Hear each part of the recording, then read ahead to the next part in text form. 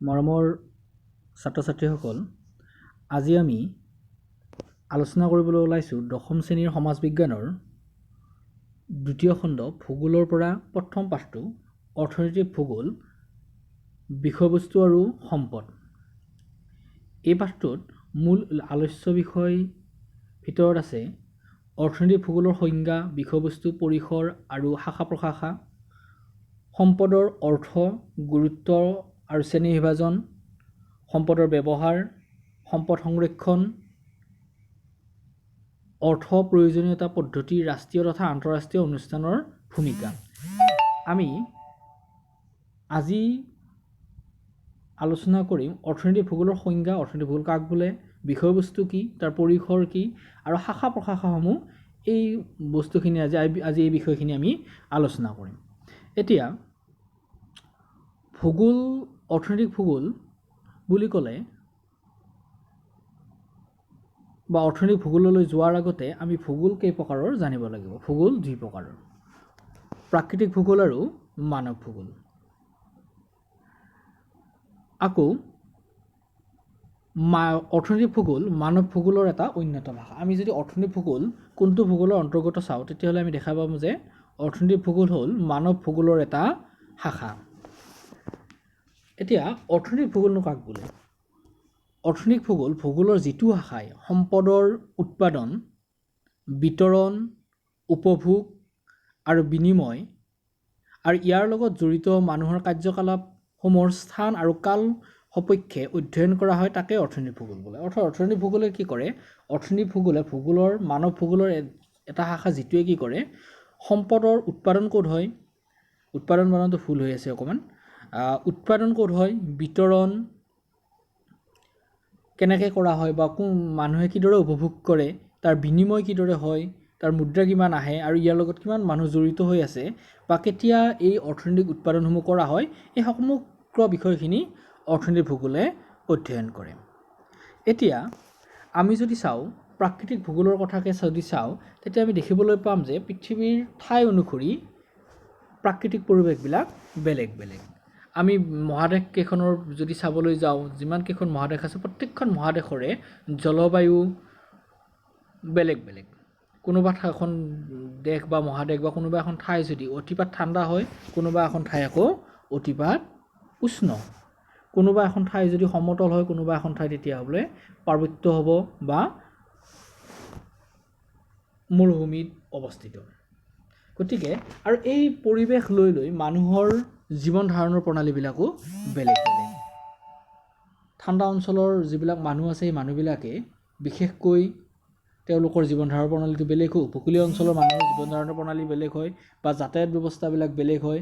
খনিজ সম্পদৰ অঞ্চলবিলাকৰ অৰ্থনৈতিক অৱস্থাটো বেলেগ হয়। গতিকে মানুহৰ ঠাই অনুসৰি মানুহৰ জীৱন ধাৰণৰ প্ৰণালীটো বেলেগ বেলেগ। অৰ্থাৎ প্ৰাকৃতিক পৰিৱেশ অনুসৰি, যিদৰে প্ৰাকৃতিক পৰিৱেশ অনুসৰি মানুহৰ সম্পদৰ বিতৰণবিলাক বেলেগ বেলেগ, ঠিক তেনেদৰে মানুহৰ জীৱন যাপনৰ যি কাৰ্যকলাপ বা অৰ্থনৈতিক কাৰ্যকলাপ, এই সকলোবিলাক বেলেগ বেলেগ হোৱা দেখা যায়।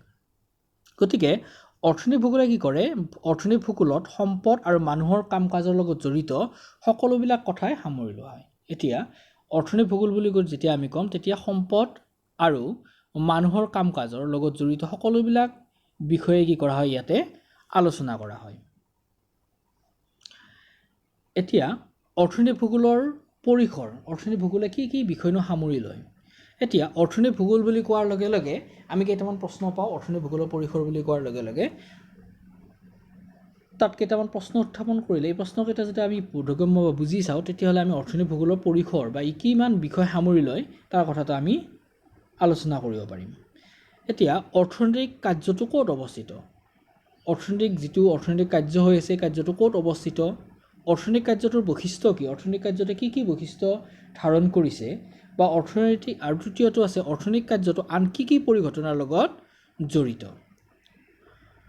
চতুৰ্থটো হ'ল অৰ্থনৈতিক কাৰ্যটো য'ত আছে তাত কিয় হৈছে? অৰ্থনৈতিক কাৰ্যটো য'ত আছে তাৰ পৰিৱৰ্তে আন এঠাইত হ'লে কি হয়? ইয়াতে এই বিষয়কেইটাৰ বিষয়ে আলোচনা কৰে। ধৰা হ'ল আমি এটা সৰু উদাহৰণ লওঁ। আমি যদি মাছ ধৰা কাৰ্যটোৰ কথা চাবলৈ যাওঁ, ধৰা হ'ল মাছ ধৰাটো এটা অৰ্থনৈতিক কাৰ্য। এই কাৰ্যটো ক'ত হ'ব? উপকূলীয় অঞ্চলত হৈছে। ধৰা হ'ল এই কাৰ্যটো সাগৰৰ উপকূলীয় অঞ্চলত হৈছে। কাৰ্যটোৰ বৈশিষ্ট্য কি? এতিয়া বৈশিষ্ট্যবিলাক কি যে উপকূলীয় অঞ্চলত কিয় কৰা হৈছে কামটো? ইয়াৰ কাৰণটো হ'ল কি, উপকূলীয় অঞ্চল সাগৰ যিহেতু মাছৰ এভেইলেবিলিটি বা তাৰ অতি সহজতে মাছ পোৱা যায়, মাছৰ বহুত উপযোগিতা বহুত, অৰ্থাৎ মাছ এভেইলেবল পোৱা যায় তাৰ কাৰণে সেই কাৰ্যটো উপকূলীয় অঞ্চলত হৈছে। এতিয়া এই ঘটনাৰ লগত কি পৰিঘটনা জড়িত হৈ আছে? আমি উপকূলীয় অঞ্চলত মাছ ধৰিছোঁ, তাৰ পৰা বিতৰণ কিদৰে হ'ব, আৰু কাৰ্যটো য'ত আছে অৰ্থাৎ উপকূলীয় অঞ্চলত আছে তাত কিয় হৈছে? তাৰ কাৰণটো কি, তাত মাছৰ এভেইলেবিলিটিটো বেছি। সেইকাৰণে এই অঞ্চলত উপকূলীয় অঞ্চলত মাছ ধৰা কাৰ্যটো বা নদী বা সাগৰীয় অঞ্চলত মাছ ধৰা কাৰ্যটো বেছি। যদি এতিয়া এটা পঞ্চমটো দিছে যে অৰ্থনৈতিক কাৰ্যটো য'ত আছে, যদি অৰ্থনৈতিক কাৰ্যটো ধৰা হ'ল উপকূলীয় অঞ্চল বা ব্ৰহ্মপুত্ৰ নদীত আছে, যদি ব্ৰহ্মপুত্ৰ নদীৰ ঠাইত বেলেগ নদীত হ'লেও তেতিয়াহ'লে কি ঘটনা ঘটিলে? সৰু উদাহৰণ এটা দিছোঁ, মাছ ধৰা কাৰ্যটো আমি ব্ৰহ্মপুত্ৰ নদীত ধৰি আছোঁ, যিহেতু তাত মাছ বহু পৰিমাণে মাছ পোৱা যায়, মাছৰ উভয় নদী মাছ আছে। তাৰ ঠাইত যদি আমি সৰু আমাৰ নদী এখনলৈ যাওঁ, নলনী নদীত আমি মাছ ধৰিলে মাছ পাম জানো? যদি নাপাওঁ কিয় নাপাওঁ, যদি পাওঁ কিয় পাওঁ, এই কথাবিলাক অৰ্থনীতি ভূগোলে আলোচনা কৰে। গতিকে ইয়াতে কৈছে যে প্ৰথম তিনিটা ধাৰণাটো পৰম্পৰাগত, আৰু যি দুটা লাষ্টৰ দুটা আছে 4 নম্বৰ আৰু 5 নম্বৰ, এইটোৱে কি কৰিছে, অৰ্থনীতি ভূগোলৰ ভেটিটো ৰচনা কৰিছে। অৰ্থনৈতিক কাৰ্যটো য'ত আছে কিয় হৈছে এই বিষয়ে অৰ্থনীতি ভূগোলে আলোচনা কৰে, আৰু তাৰ ঠাইত যদি বেলেগ ঠাইত হ'লে কেনেকুৱা ধৰণৰ অৰ্থনৈতিক ভূগোলত পৰিৱৰ্তন হ'লে সেই কথাটো আলোচনা কৰা, আৰু ইয়াই কি কৰিছে, অৰ্থনীতি ভূগোলৰ ভেটিটো ৰচনা কৰিছে। যেতিয়া অৰ্থনীতি ভূগোলৰ কথা আহে আমি তেতিয়া এজন বিশেষ ব্যক্তিৰ নাম ল'ব লাগিব, তেওঁ হ'ল জৰ্জ চিজহোম। এতিয়া এওঁক কি বুলি কোৱা হয়, আধুনিক অৰ্থনৈতিক ভূগোলৰ পিতৃ বুলি কোৱা হয়। আধুনিক ভূগোল বুলি আছে ইয়াতে, আধুনিক অৰ্থনৈতিক ভূগোলৰ পিতৃ হ'ল জৰ্জ চিজহোম। এই কথাটো তোমালোকে মনত ৰাখিবা, আধুনিক অৰ্থনৈতিক ভূগোলৰ পিতৃস্বৰূপ বুলি কাক কোৱা হয়, পৰীক্ষাত আহি থাকে প্ৰায়। এতিয়া এই যে মানুহৰ আমি যে আলোচনা কৰিলোঁ পৰিসৰখিনি, অৰ্থনৈতিক কাৰ্যটো ক'ত অৱস্থিত, অৰ্থনৈতিক কাৰ্যটোৰ বৈশিষ্ট্য কি, অৰ্থনৈতিক কাৰ্যটো কি পৰিঘটনাৰ লগত জড়িত, অৰ্থনৈতিক কাৰ্যটো য'ত আছে তাত কিয় হৈছে, অৰ্থনৈতিক কাৰ্যটো য'ত আছে তাৰ পৰিৱৰ্তে আন ঠাইত হ'লে কি হ'ব বা কি হ'লহেঁতেন, বা এঠাইত হ'লে বেছি হ'লহেঁতেন, এই কথাবিলাক যি আলোচনা কৰে ইয়াৰ লগত জড়িত হৈ আমি অৰ্থনৈতিক ভিত্তিক এই সকলোবিলাক যদি আলোচনা কৰোঁ তেতিয়াহ'লে অৰ্থনৈতিক ভিত্তি বা মানুহৰ যি কাৰ্য, অৰ্থনৈতিক কাৰ্য, তাক 4টা ভাগত ভাগ কৰিব পাৰোঁ। প্ৰাথমিক বৃত্তি, দ্বিতীয়ক বৃত্তি, তৃতীয়ক বৃত্তি আৰু চতুৰ্থক বৃত্তি। এতিয়া প্ৰাথমিক বৃত্তি বুলি আমি যদি প্ৰাথমিক বৃত্তি চাওঁ, প্ৰাথমিক মানে কি, প্ৰাথমিক মানে হ'ল মুখ্য, অৰ্থাৎ যিটো বৃত্তি আমি দ্বিতীয়ক বৃত্তিয়ে ল'ব তাৰ মূলতে কি, উৎপাদনকাৰী, যিটো উৎপাদন কৰা হয় য'ত, তাকে সেইটো বৃত্তিকে কি বুলি কোৱা হয়, প্ৰাথমিক বৃত্তি বুলি কোৱা হয়। এতিয়া আমি চাওঁ প্ৰাথমিক বৃত্তি কাক বোলে। প্ৰাথমিক বৃত্তি যি কাৰ্যৰ দ্বাৰা মানুহে প্ৰকৃতিৰ পৰা সম্পদ আহৰণ কৰে তাকে প্ৰাকৃতিক বৃত্তি বোলে, প্ৰাথমিক বৃত্তি বোলে। প্ৰাথমিক বৃত্তি কাক বোলে, যাৰ দ্বাৰা আমি কোনো এটা সম্পদ আহৰণ কৰিব পাৰোঁ তাকে কোৱা হয় প্ৰাথমিক বৃত্তি। এতিয়া যেনে কৃষি কাৰ্য, মাছ ধৰা কাৰ্য, বনজ সম্পদ উৎপাদন কাৰ্য, বনজ সম্পদ আহৰণ, খনিজ সম্পদ আহৰণ, এই সকলোবিলাক প্ৰাথমিক বৃত্তিৰ অন্তৰ্গত। অৰ্থাৎ খেতি কৰিলেহে আমি বেলেগ ধৰা আটা বা বিভিন্ন ধৰণৰ আমাৰ যিবিলাক ফুড আইটেম আছে সেই আইটেমবিলাক আমি পাওঁ। এতিয়া চোৱা, আমি দ্বিতীয়টো হ'ল দ্বিতীয়ক বৃত্তি।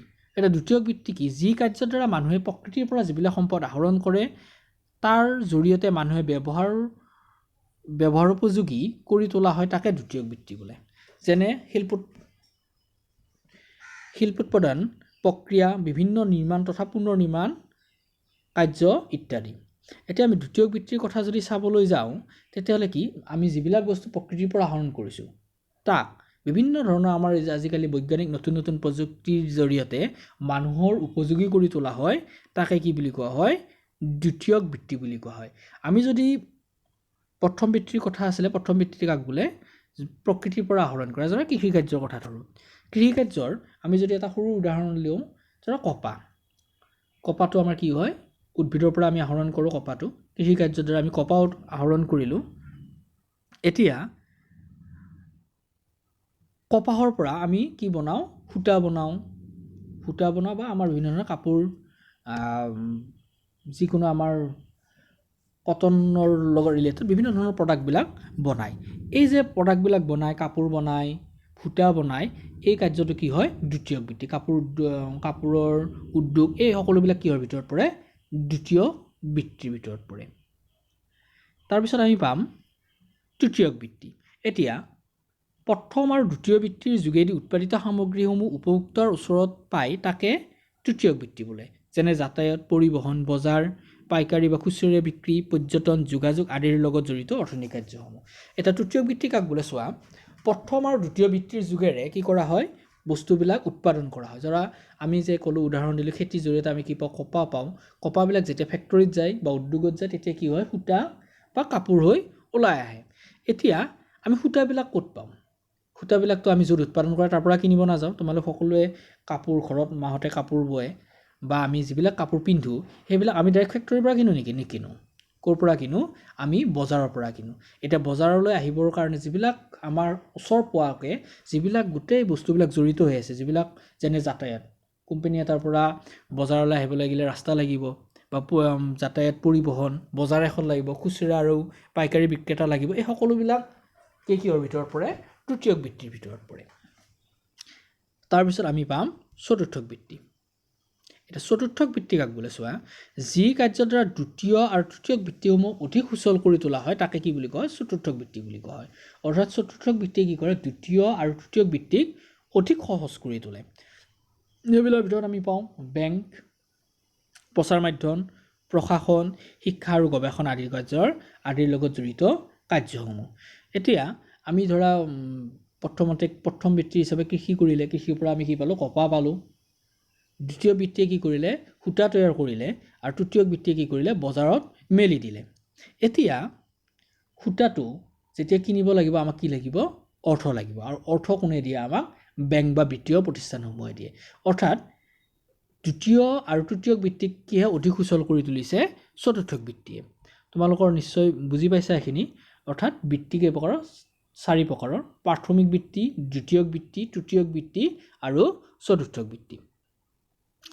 ইয়াতে দিয়া আছে চোৱা, প্ৰথম পিকচাৰটো দিয়া আছে যে খেতি কৰিছে, অৰ্থাৎ কপাহ তৈয়াৰ কৰিছে বা বিভিন্ন ধৰণৰ কৃষিজাত সামগ্ৰী 1 নম্বৰ ফটোটোৰ পৰা তৈয়াৰ কৰিছে। দ্বিতীয়টো কি হৈছে? কোম্পানীত আহিছে। তৃতীয়টো দেখিছা এগৰাকী মহিলাই কাপোৰ কিনি আছে, অৰ্থাৎ তাত খুচুৰা বজাৰলৈ গুচি গৈছে, সেইটো হ'ল তৃতীয়ক বৃত্তিৰ উদাহৰণ। আৰু ইয়াতে গৱেষণা কৰি আছে, এইটো হ'ল কিহৰ ভিতৰত পৰে? চতুৰ্থক বৃত্তিৰ ভিতৰত পৰে।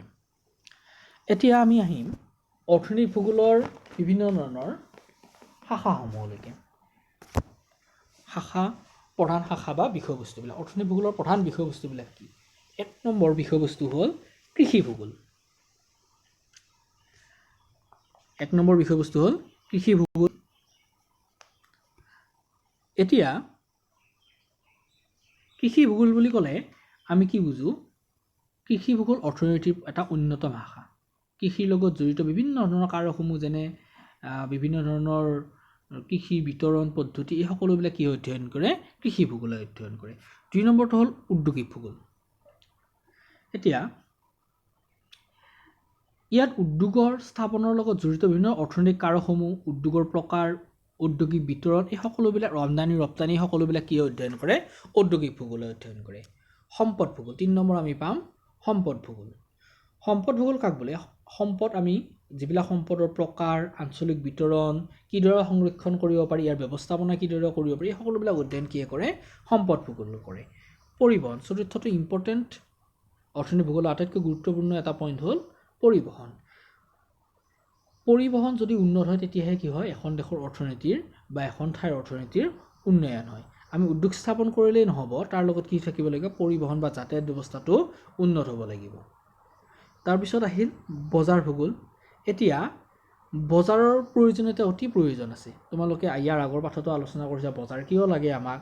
বজাৰ কেৱল আমি কৃষি বা খেতি কৰিলেই নহ'ব, উদ্যোগ স্থাপন কৰিলেই নহ'ব, তাত বিক্ৰীৰ কাৰণে এখন বজাৰ লাগিব, আৰু যিটো আমি কিহৰ ভিতৰত পৰোঁ? তৃতীয়ক বৃত্তিৰ ভিতৰত আমি পাওঁ। তাৰপিছত আছে ষষ্ঠ আছে পৰিকল্পনা আৰু উন্নয়ন ভূগোল। আমি বিভিন্ন ধৰণৰ কাম কৰিবৰ কাৰণে আমাক কি লাগে? এটা সুস্থ পৰিকল্পনা আৰু উন্নয়ন আমাক প্ৰয়োজন। অৰ্থনৈতিক উন্নয়নৰ লগত জড়িত কাৰকসমূহ পৰিকল্পনা ব্যৱস্থা, বহনক্ষম উন্নয়ন, অঞ্চল তথা উৎপাদন ভিত্তিক উন্নয়ন প্ৰক্ৰিয়া ইয়াত অধ্যয়ন কৰা হয়। আৰু শেষৰ বিষয়বস্তুটো পৰ্যটন ভূগোল। পৰ্যটন ভূগোলত কি কৰা হয়, ইয়াতে পৰ্যটনৰ লগত জড়িত বিভিন্ন ধৰণৰ কাৰকসমূহ, পৰ্যটনৰ প্ৰকাৰ, পৰ্যটনৰ ব্যৱস্থাৰ উন্নয়ন প্ৰক্ৰিয়া বা পৰিকল্পনাৰ বিষয়ে অধ্যয়ন কৰা হয়। তোমালোকে নিশ্চয় বুজি পাইছা এইখিনি। এতিয়া তোমালোকক মই কেইটামান গৃহকৰ্ম দিছোঁ, তোমালোকে যদি বুজি পাইছা এইকেইটা কৰিব পাৰিবা। ভূগোল কেই প্ৰকাৰৰ আৰু কি কি? অৰ্থনৈতিক ভূগোল কোন ভূগোলৰ অন্তৰ্গত? আমি সকলোৱে আলোচনা কৰিছোঁ ইতিমধ্যে অৰ্থনৈতিক ভূগোল কোন ভূগোলৰ অন্তৰ্গত? মানৱ ভূগোলৰ। অৰ্থনৈতিক ভূগোল বুলিলে কি বুজে? এতিয়া অৰ্থনৈতিক ভূগোল বুলিলে কি বুজে? অৰ্থনৈতিক ভূগোলে কি কৰে? অৰ্থনৈতিক ভূগোলে ভূগোলৰ এটা শাখা, যিটো শাখাই কি কৰে, মানৱ ভূগোলৰ এটা শাখা যিটো শাখাই উৎপাদন, বিতৰণ, উপভোগ আৰু বিনিময় আৰু ইয়াৰ লগত জড়িত বিভিন্ন ধৰণৰ কাৰ্যকলাপ বিষয়ে স্থান আৰু কাল সাপেক্ষে অধ্যয়ন কৰে, তাকে কি বুলি কোৱা হয়? অৰ্থনৈতিক ভূগোল বুলি কোৱা হয়। তলত দিয়া আছে, তলত দিয়া কাৰ্যসমূহ কোন প্ৰকাৰৰ বৃত্তিৰ অন্তৰ্গত? আমি ইতিমধ্যে পাইছোঁ যে বৃত্তি, মানুহৰ অৰ্থনৈতিক বৃত্তি 4 প্ৰকাৰৰ। এই 4 প্ৰকাৰৰ কোন ভাগত পৰে? যেনে যাতায়াত ব্যৱস্থা, বেংক, প্ৰচাৰ মাধ্যম, খনিজ সম্পদ আহৰণ, কৃষি, কাপোৰ নিৰ্মাণ কোম্পানী, কাগজ উদ্যোগ, বজাৰ, দোকান ইত্যাদি। আৰু শেষৰ প্ৰশ্নটো দিছোঁ অৰ্থবিজ্ঞানৰ বৃত্তিস্বৰূপ কোন? এইটো তোমালোকে নৱম শ্ৰেণীত পাই আহিছা। কোন আছিল? নিশ্চয় লিখিব পাৰিবা। অৰ্থবিজ্ঞানৰ পিতৃ কোন আছিল? তোমালোকে নৱম শ্ৰেণীত পাই আহিছিলা। মই এইটো তোমালোকক মনত কৰিবৰ কাৰণে দিছোঁ। প্ৰশ্নকেইটা লিখি মোক দেখুৱাবা। ধন্যবাদ। ইয়াৰ পিছৰ পাঠটোত আমি আলোচনা কৰিম সম্পদৰ অৰ্থ আৰু ইয়াৰ গুৰুত্বৰ বিষয়ে আমি আলোচনা কৰিম। Thank U.